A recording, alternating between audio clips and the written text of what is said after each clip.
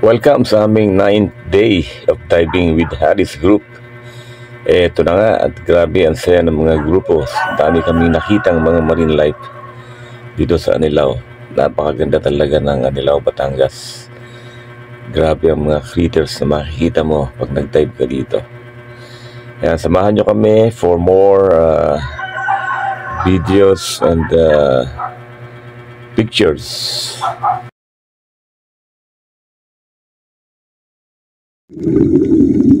Yun, una lumubog kami at nagpa-picture kami with Harris kasi siya ay naka 60 years of diving experience total. So ayan, nagpa-picture kami at kitang-kita naman sa kanila na napakasaya ni Harry at napakasaya ng kanyang mga grupo. Ayun, taas kamay pa grabe. So pinagpagawa ko siya ng tarpaulin at ibinili ko siya ng cake. Mamaya tapos namin mag-dive, pagbalik namin sa resort ay kakainin namin yung cake. So ayan, nag-picture, may nag-video rin ako, pero kumukuha ng picture sa kanya. Tapos namin mag-picture ay naghanap kami sa pinakamainit na bahagi ng dagat sapagkat ito ay Bubbles Point kung saan merong hot spring sa ilalim. Yan, aming hinanap ito, pinuntahan sapagkat may plano kaming maglaga ng itlog. Ayun, nakita na namin yung pinaka mainit na bahagi ng Bubbles Point kung saan dito kami naglalaga ng itlog. Ito na nga, si Joben dala-dala ang itlog. Yan, sige Joben, yun ang ilubog sa buhangin ng itlog para meron tayong pang merienda mamaya. Ayan,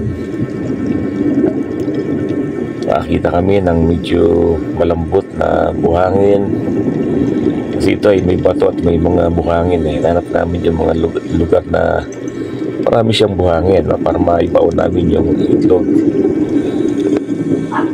At syempre iwanan namin ito ng mga 40 minutes. Daded kami mamaya at pagbalikan namin mamaya marami ng itlog. Sige Jobin, ibaon mo ng itlog. Ako isa-isa, abutin tayo ng mga siyam-siyam dyan. Ayan, baon mo na yung buong bag na yan para mabilis. Ayan, ayun na nga, at binaon na nga ni Jobin ng buong bag. Pero kasi akong manukan sa bahay at nangingitlog araw-araw, yun ang aming pangulam. Kaya ito ay mga tinatawag na native, no? O yung organic egg. Siguro mga mahigit ito 20 piraso. Dahil maraming yung konta kong manok na nangingitlog yung madami, kaya ito nagdala ako ng mahigit 20. Pagkatapos noon, ayun, sasira. Let's go na find some critters. At yun, ito na yung aming mga nakita sa aming paglilibot sa Bubbles Point. Yan, kagaganda. Yun, nakakita rin kami ng sea snake, no? Walo-walo, no?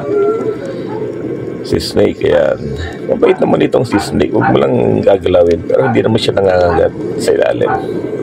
Huwag ka lang papakagat talaga. Pag nagpakagat ka, edi ayun, may laso nito, may kamandag. Kaya okay lang ito pag pinapanood mo lang siya. Ayan, ay pag titigan siya, pag ayun, nakakita rin kami ng nag-aaway ng mga skeleton shrimp. Gugulugan na rin, bakbakan ng bakbakan, kila sila na nga lang Ayan,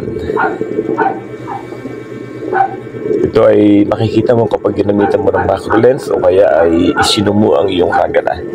Pero maganda itong aking Oppo camera, no, na isusum in niya at kitang-kita niya. Ayun, ito pa ang aming nakita, no? Ghost pipefish. Nagkatanungan kami sa pagdating sa ibabaw kanina. Walang nakakita nito, ako lang. Nakaswerte ko.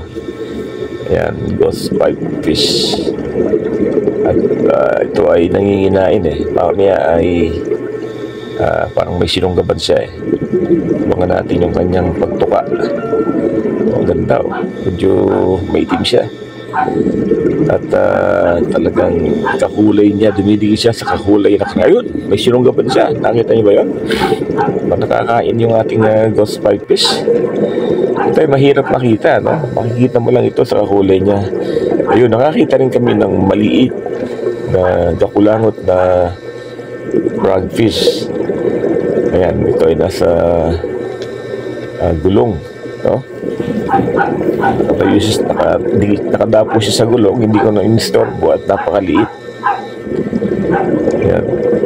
Pag-iikot ko kanina, nag-unit ito, kaya lang hindi ko nakunan, sayang. Ayan, nakakita rin kami ng ladybug sa loob ng tourniquet. Ayan, medyo iniilawan ko ng maliwanag yung puno para umangat siya. Tingnan natin kung siya yung umangat para makita natin. Nahiyain. Okay, nakakita rin kami ng Pikachu. Yan, kulay puti, no? Na Pikachu.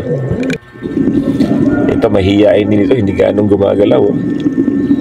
Yan. At pagkatapos no, nagbili ka na namin yung itlog, syempre. Para may meriendahin namin mamaya. Tingnan natin kung nandito ba. Baka ito ay nanenok na ng ibang mga diver. Ayun! Sa wakas. Swerte. Yan. Kaya lang natagalan, inabot ng mga 55 minutes kami na nag-dive, kaya siguradong lutong-luto ito, hard-boiled egg. Happy 60 years of diving experience, Hari. Yeah. You still look young, you know? Ja. Ik ga nog eens een heel klein beetje meer. Ja, zo. Wacht, ja. Wow, 60 years of diving, that's older than me.